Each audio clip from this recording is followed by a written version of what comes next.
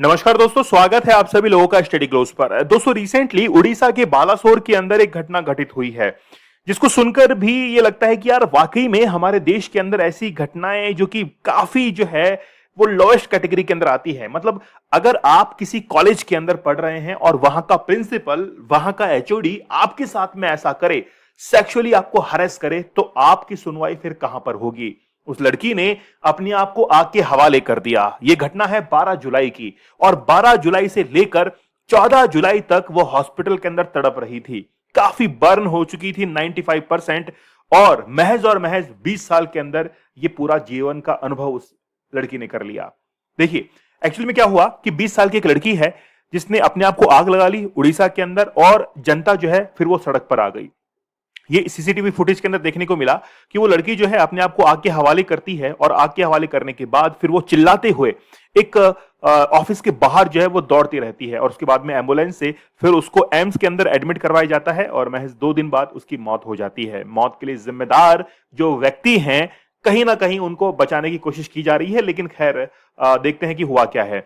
जैसे ही ये घटना घटित होती है, उसके बाद में उड़ीसा के बालासोर के अंदर पूरा डिस्ट्रिक्ट जाम हो जाता है। यहां तक कि बस स्टैंड हुआ, यहां तक कि रेलवेज हुए, ये सब पूरी तरीके से रोक दिए जाते हैं। वहां की दुकानें शट डाउन हो जाती हैं। साथ ही के अंदर पेट्रोल पंप जो हैं वो पूरी तरीके से बंद हो जाते हैं, और चारों तरफ आगजनी देखने को मिलती है। और मैंने हमेशा ये कहा है, देखिए क्या है, आज हमारे देश के अंदर 90% जो यूथ है वो आज पोर्नोग्राफी देख रहा है। और आज आप लोग ये जो घटनाएं देख रहे हैं ना, सेक्सुअल हरेसमेंट की देख रहे हैं, आप लोग जो रेप की घटनाएं देख रहे हैं, मोस्ट यानी कि हर घटना के बारे में तो नहीं कहूंगा, लेकिन लगभग हर घटना के अंदर जो वो व्यक्ति है घटना को अंजाम देने वाला, वो कहीं ना कहीं पोर्नोग्राफी को देखता है।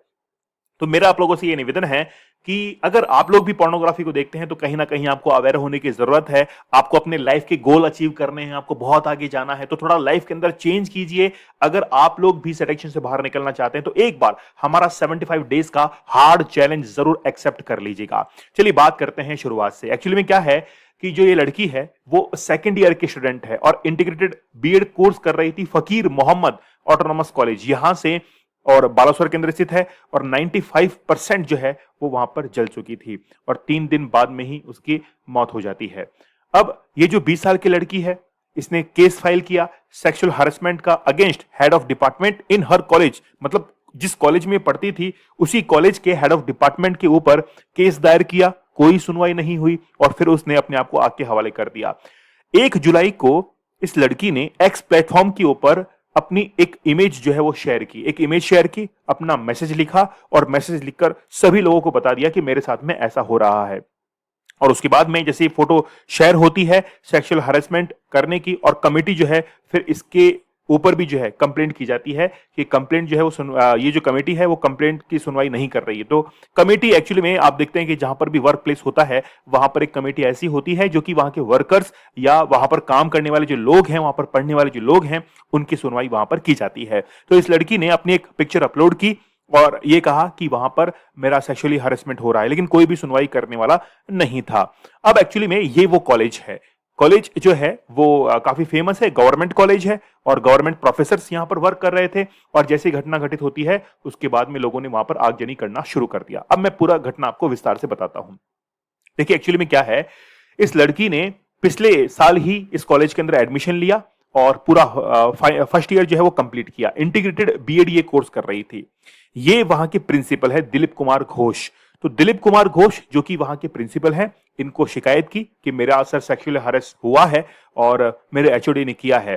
तो यहां पर कोई भी सुनवाई नहीं होती है। तो ये दिलीप कुमार घोष जो है इनको अरेस्ट कर लिया गया है, और अरेस्ट किया गया है इनको कि क्रिमिनल जो नेग्लिजेंस है कि आपको चीजों के बारे में पता था, घटना के बारे में पता था, आपने एक्शन नहीं लिया, नेग्लेक्ट किया चीजों को, आपने उसको सीरियस नहीं लिया, कोई भी एक्शन नहीं लिया। यहां तक कि कमिटी को भी रिकमेंड नहीं किया कि आप इसके ऊपर कोई एक्शन लीजिए। यहां तक कि वुमेन कमीशन जो है वहां तक भी आपने इंफॉर्मेशन नहीं पहुंचाई, केवल और केवल आपकी कॉलेज की लाज बचाने के लिए कि आपकी कॉलेज में ऐसा हो रहा है।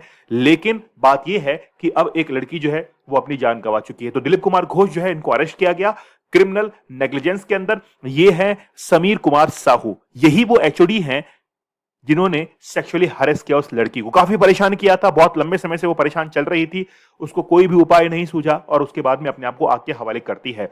तो समीर कुमार साहू जो हैं वो एक्चुअली में उसके एचओडी थे और बीएड की वो पढ़ाई कर रही थी और वो बार बार अपने असाइनमेंट सबमिट करती थी और कहती थी कि अब जो है वो बहुत हो गया, बहुत जो है ये कहा कि अब ये जो है सब कुछ नहीं चलेगा, लेकिन फिर भी कुछ भी नहीं जो है नहीं हो पा रहा था और बार बार उसको टॉर्चर और सेक्सुअल हरेस किया जा रहा था। और उसके बाद में आप लोग ये घटना देखते हैं। अब एक्चुअली में हमारे देश में जब भी ये घटनाएं होती हैं तो उसके लिए लॉज बने हुए हैं और लॉज के तहत जैसे 309 देखिए आप, एक सेक्शन है, 354 देखिए जो कि सेक्सुअली हरेसमेंट और पनिशमेंट फॉर सेक्सुअल हरेसमेंट। और एक्चुअली में इसमें क्या होता है, जैसे फिजिकल कांटेक्ट आपने किया है, advance involving unwelcome and explicit sexual over और जो है टचेस आपने किए हैं, ठीक है, उसको लेकर आपके ऊपर जो सेक्शंस लगाए जाते हैं।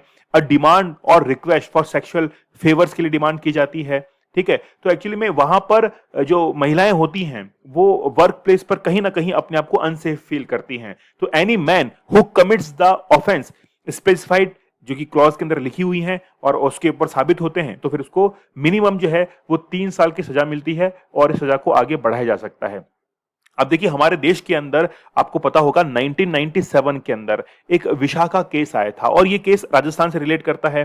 तो विशाखा जो केस है उसमें वर्क प्लेस पर जो महिलाएं काम करती है उनकी सुरक्षा के लिए ये लॉज बनाया गया था, लेकिन उस लॉज को ऑन डॉक्यूमेंट इंप्लीमेंट जो किया गया था और साथ में उसको अमेंड किया गया था 2013 के अंदर। तो आप लोग देख सकते हैं ये जो अप्रैल 2023 के अंदर और इसको जो एक्ट को लागू किया गया था वो देख सकते हैं 22 अप्रैल 2013 को इसको लागू कर दिया गया था। The sexual harassment of women at work place prevention, prohibition and redressal.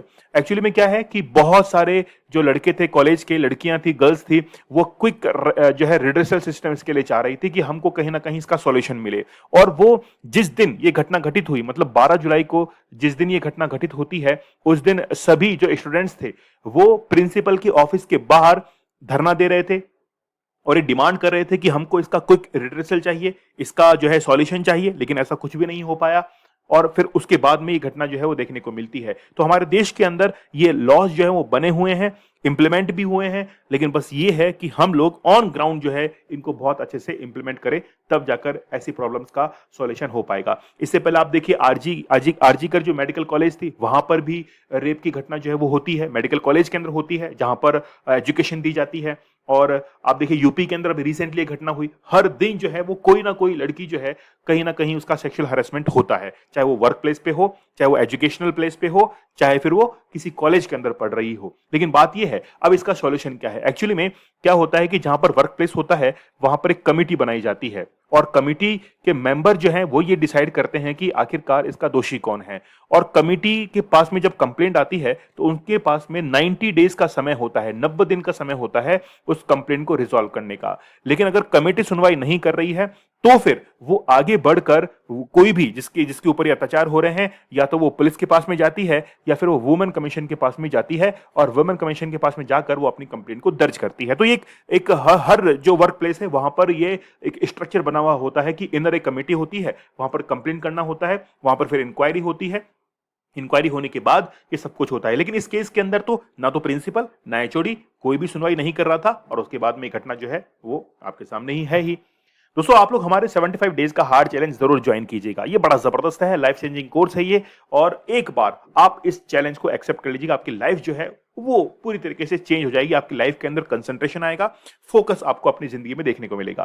दोस्तों आप लोग टेलीग्राम पर और इंस्टाग्राम पर मुझे ज्वाइन कर सकते हैं, दीपक इंद्रा ऑफिशियल, आप लोग जरूर ज्वाइन कीजिएगा। तो मिलते हैं आप लोगों से अगले सेशन के अंदर। बहुत बहुत धन्यवाद, थैंक यू, जय हिंद।